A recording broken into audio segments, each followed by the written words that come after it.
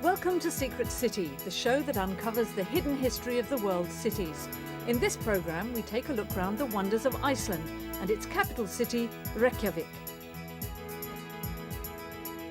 Known as the land of fire and ice due to its magnificent volcanoes and glaciers, Iceland is the most sparsely populated country in Europe, averaging just 3 people per square kilometre. Its glaciers cover nearly 12% of the total surface area, producing a land of contrasts and unique deserted landscapes, which are surprisingly rich in birdlife. Iceland is Europe's westernmost country and Reykjavik the world's most northerly capital city. The first settler in Iceland, Ingólfur Arnarson, gave the name Reykjavik to the place where he first landed in 874. It means smoky bay, and was inspired by the steam rising from the hot springs.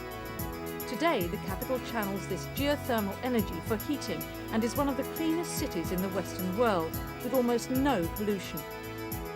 Renowned for its good life, Reykjavik also boasts fine restaurants with fresh and healthy ingredients, as well as a great nightlife.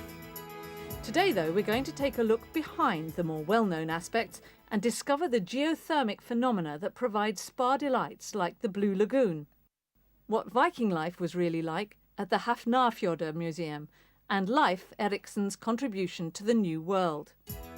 But first we discover the secrets behind the Hallgrímskirkja church in the centre of Reykjavik.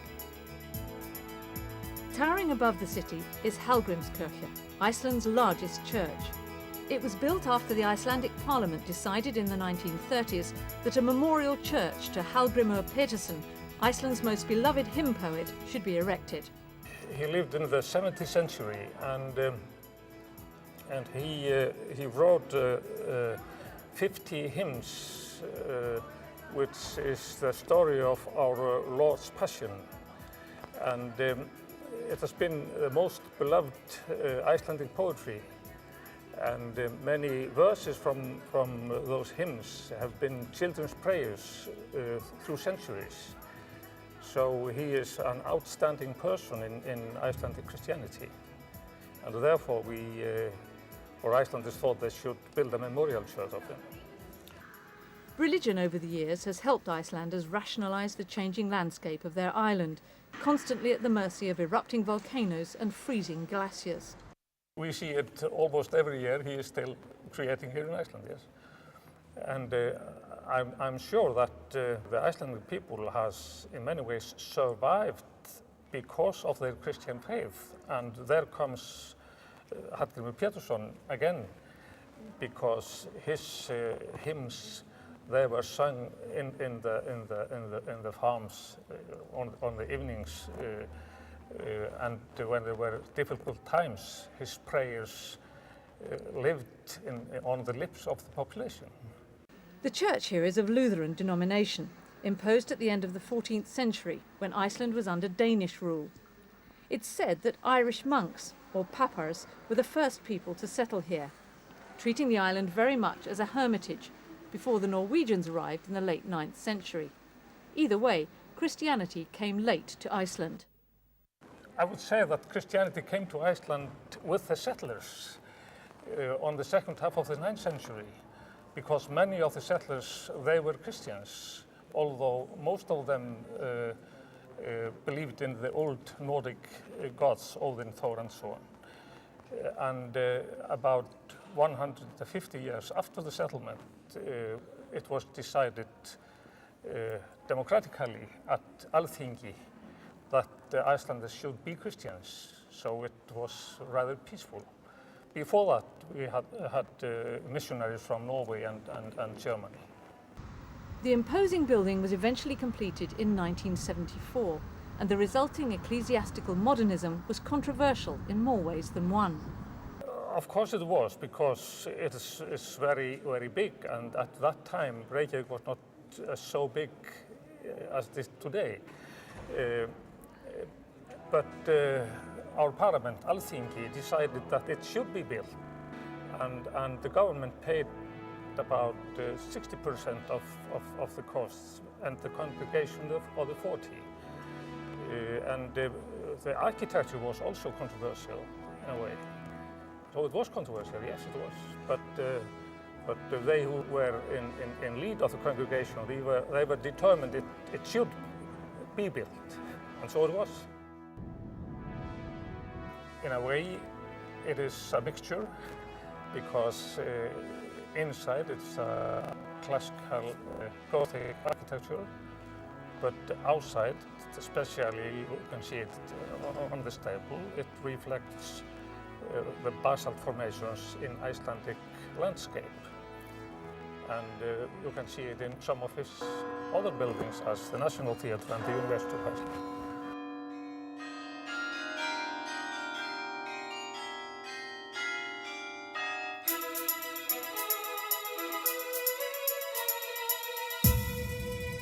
Iceland's powerful natural forces have affected its inhabitants' daily lives for centuries. And they've also had a beneficial effect on Icelanders' health. The country's many geysers and volcanoes produce a very useful type of energy, known as geothermal heat. It's rainwater we're sipping down to the earth around 1,000 meters down, 1,500 meters. And there because there is a lot of melted stones, you know, a level, who warm it up. And then it's boiling really. So we have to drill down to 1,000 meters, 800 meters, and then we have huge quantity of hot water. Drilling in Reykjavik first began in 1928. Most houses at the time were using coal as fuel. By 1970, nearly all the houses in Reykjavik were receiving electricity and hot water from geothermal sources.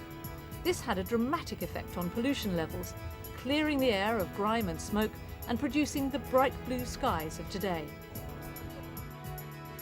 Reykjavik's abundant supply of hot water comes from both the mountains down a 60-mile-long pipeline and from geysers inside the town itself. Most of the water is stored here at this 26-metre-high structure called Perlan, or Pearl. It stands 61 metres above sea level, giving it enough pressure to supply the highest points in Reykjavik and to pump around 55 million tonnes of thermal water through the city each year. The impact on Icelanders' lives is manifold. First of all, to warm up our houses. That means we have no pollution in the city, only from the cars. Secondly, we are producing electricity. And then we use it for the benefit for the health, for our spas. And we find out there is no nation in the whole world who takes as long showers as people of Reykjavik. And we have a lot of people who goes every day to the pools, and it's like the English pub or the Parisian coffee houses. People talk and discuss. Here are the politicians, the journalists. Here we have the gossips. So it's very, very important. And then it's very important as well for the health of the population. We find out, for instance, retired people who goes, let's say, 3 times a week, they are in 10 years better shape than others. So it's very good for the kids, for instance. We have a baby swimming for the kids who are 3 months old. So it's both economically and for the health. And for the retired people and kids, it's free. As you might expect, Reykjavik is full of swimming pools and spas. There are 7 thermal pools and baths here, and with a population of just over 100,000, it leaves plenty of space for splashing around. But just what is it about the water that's so good for you? Well, first of all, it's the heat in the water and some chemicals in the water. It's a very good for people with arthritis, that's the heat.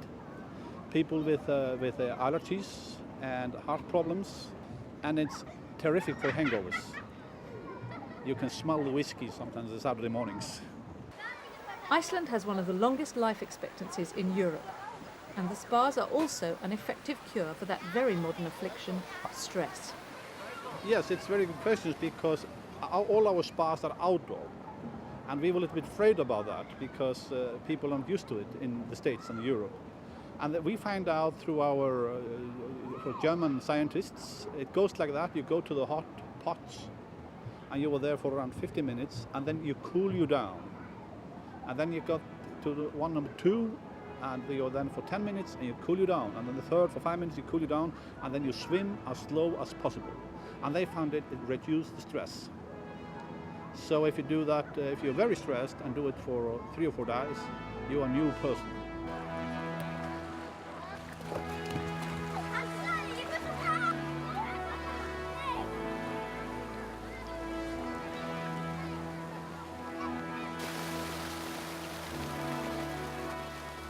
Visiting the pools is also a great way of meeting locals. And this is like in England, you take a friend from abroad to the pub, you invite your friend here to the pool. And we find out, it was very interesting, that the 46% of our foreign guests, our tourists in Reykjavik, they talk first time with Icelandic person in the thermal pool. So it's a great social thing. One especially stunning geothermal spa is the Blue Lagoon, just a short drive from Reykjavik in the volcanic Reykjanes Peninsula. The lagoon was created when hot water from a nearby geothermal power plant was discharged into the adjacent lava field. Though man-made, scientific studies have shown that the Blue Lagoon ecosystem is unique in the world. Its beauty is beyond imagination, and the lagoon's naturally mineral-rich geothermal seawater provides endless health benefits. The water derives its distinct powdery blue colour from the blue-green algae and white silica mud sediment on the bottom of the lagoon, each adding to the water's beneficial properties. It's been scientifically verified that regular bathing in the Blue Lagoon is an effective treatment for skin complaints with no side effects. It also has positive health benefits on healthy skin. What's more, it's open every day of the year.